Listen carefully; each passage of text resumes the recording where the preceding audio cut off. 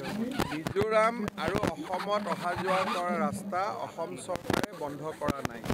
ৰাস্তা খোলা আছে, কোনোবাই অহা যোৱা কৰিলে কৰিব পাৰে, তাত কোনো কথা নাই।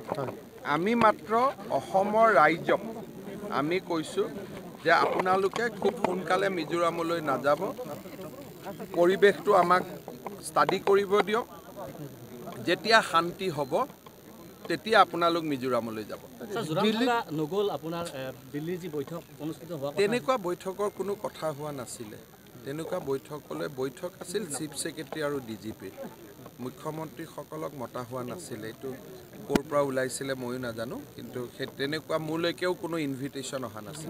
মিজোৰামৰ কেইবাজনো মন্ত্ৰী আৰু সাংসদসকলে প্ৰৰোচনামূলক বক্তব্য দিয়া যিসকলে প্ৰৰোচনামূলক বক্তৃতা দিছে বা দিব, তেওঁলোকৰ বিৰুদ্ধে আমি গোচৰ ৰুজু কৰিছোঁ আৰু আইনৰ মাজেৰে আমি তাৰ ব্যৱস্থা লোৱাৰ বাবে আমি প্ৰচেষ্টা কৰি আছোঁ। কংগ্ৰেছে কৈছে আপোনালোক ব্যৰ্থ, নেডাক এতিয়া আপোনাৰ নৰ্থ ইষ্ট ডিজাষ্টাৰ এলায়েন্স বুলি কৈছে। তেওঁলোকে চাওক, নেডাটোৰ ওপৰত কিয় ইমান গুৰুত্ব দিছে, নেডাক যে ইমান ভয় কৰে মই আগত গম পোৱা নাছিলোঁ। যেতিয়া দুইটা মিজোৰাম আৰু অসমত কংগ্ৰেছৰ চৰকাৰ আছিলে, নাগালেণ্ড আৰু মিজোৰামত অসমত কংগ্ৰেছ চৰকাৰ আছিলে, মেঘালয় আৰু অসমত কংগ্ৰেছ চৰকাৰ আছিলে, অৰুণাচলত আৰু অসমত যেতিয়া কংগ্ৰেছৰ চৰকাৰ আছিলে, তেতিয়াই আটাইতকৈ বেছি অসমৰ মাটি কাঢ়ি লৈ যোৱা হৈছিল।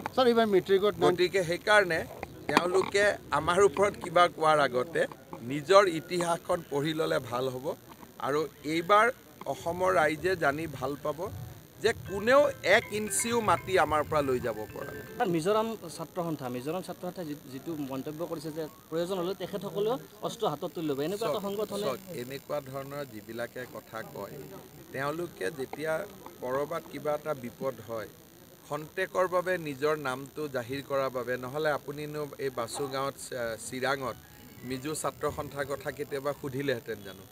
গতিকে যেতিয়া গণ্ডগোল হয়, তেতিয়া কিবা এটা নিজৰ নামটো কেনেকৈ ৰাখোঁ, কেনেকৈ বঢ়াওঁ, তাৰ বাবে কিছুমান মানুহে প্ৰচেষ্টা কৰে। এটা কথা আপোনালোকে স্পষ্ট হৈ থাকক যে মিজোৰাম, অসম বা উত্তৰ পূৰ্বৰ ৰাজ্যবিলাকৰ লগত আমাৰ বন্ধুত্ব আছে, আমাৰ সম্পৰ্ক আছে। সেই সম্পৰ্ক আমি ৰক্ষা কৰিম। সীমা বিবাদো আলাপ আলোচনাৰ মাজেৰে আমি সমাধান কৰিম। কিন্তু অসমৰ পৰা কোনোবাই যদি জোৰ কৰি মাটি কাঢ়ি নিব খোজে, সেইটো আমি কেতিয়াও এলাউ কৰিব নোৱাৰোঁ। লাগিলে আমি আত্মবলিদান দিম, কিন্তু অসমৰ ভূমি আমি ৰক্ষা কৰিম।